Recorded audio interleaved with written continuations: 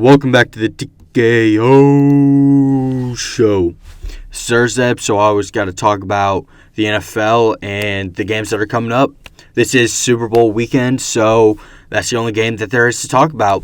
And the Super Bowl is between the Kansas City Chiefs and the San Francisco 49ers. So let's get straight into that. There's a lot to talk about with this one, kind of. 49ers, I'll start with them. They're a very, very impressive team. I think they're the better team. You have most of the best players in the league on that team, especially offensively. You have Christian McCaffrey, who is far and away the best running back in the league. George Kittle, who you could argue is the best tight end in the league, but most people will put him second behind Travis Kelce. And you have Deebo Samuel, who I think you can make an argument for a top 3 receiver in the league when he's healthy. And you also have Brock Purdy, who I'd say is a really good quarterback. I wouldn't say top 3. I wouldn't even say top 5. I put him top 10 quarterback, which is still really impressive. And I know what most people will say. Oh, he's a system quarterback. So is Peyton Manning. And people usually say that, oh, well, he won it with the Broncos. Yeah, because they built that team around him. He is also admitted to being carried to that Super Bowl by his defense. That team was structured around him. He was a system quarterback. Tom Brady, you can argue and debate all you want on that one. I say he was a system quarterback, and Bruce Arians brought that system to Tampa Bay. I can also see the other side of the argument where he wasn't a system quarterback and he was just great. You can go back and forth with me all you want. And the one dude who watches all of my videos, you can please leave a comment on that. And it's not a bad thing to be a system quarterback.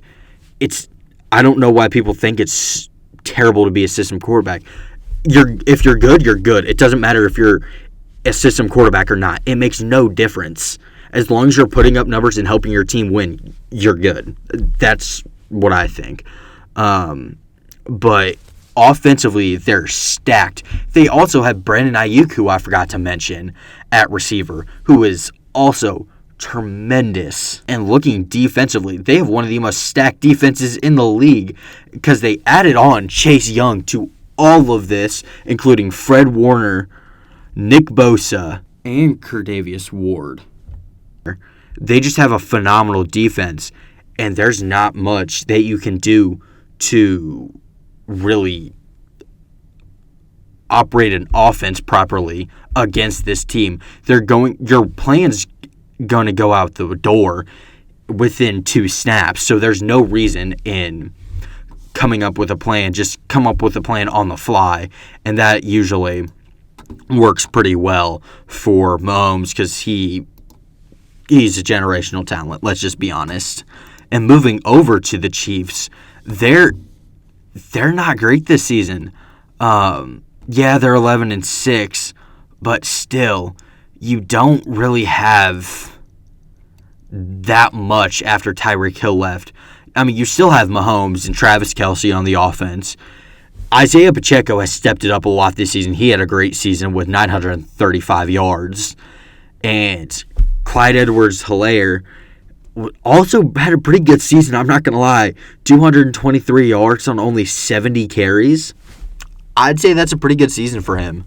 But otherwise, offensively, you don't have much, especially receiving. You have MVS, who can't catch a crucial pass to save his life, or at least couldn't when he was being thrown balls by Aaron Rodgers or in Green Bay. And what else do you have? Kadarius Toney. Yeah, I'll say this about Kadarius Toney. He doesn't deserve all the hate that he gets. He's not a great receiver, but you expect him to be what Tyreek Hill was just because Patrick Mahomes is throwing to him. That's not him. On any other team, he'd be a third string. He'd be a wide receiver 3, and that's what he is. You're putting him in a bad spot, and it just doesn't work for him. You also have Justin Watson catching the ball. Like, really not much help for Patrick Mahomes. And defensively, I will say this defense is going to put a lot of pressure on Brock Purdy. You have Chris Jones coming off the line, who is always tremendous playing in big games and always is a big impact.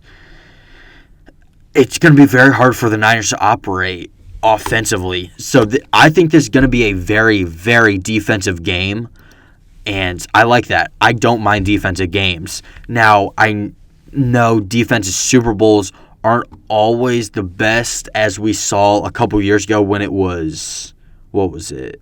Wasn't it Rams versus Patriots? That was just an awful game.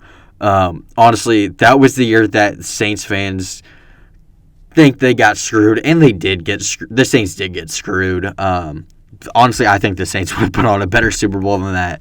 But I seriously don't mind a defensive Super Bowl, especially with how explosive these offenses are. You're still going to see some offense, and some great offense at that, but it's still probably going to be a very low-scoring game and defensive. But moving on to who I think is going to win, I hate to bet against Mahomes in the Super Bowl and in big games, but I have to go 49ers. This is a rematch. We saw what happened last time with this game in the Super Bowl. Niners were up by a lot at, I believe, halftime and ended up blowing it. I think they can win it this year. They have a much better team. They have a better quarterback than they did. I think they win this one. So, yeah, 49ers winning the Super Bowl. That is all I have for you today. I will see you next time. Peace.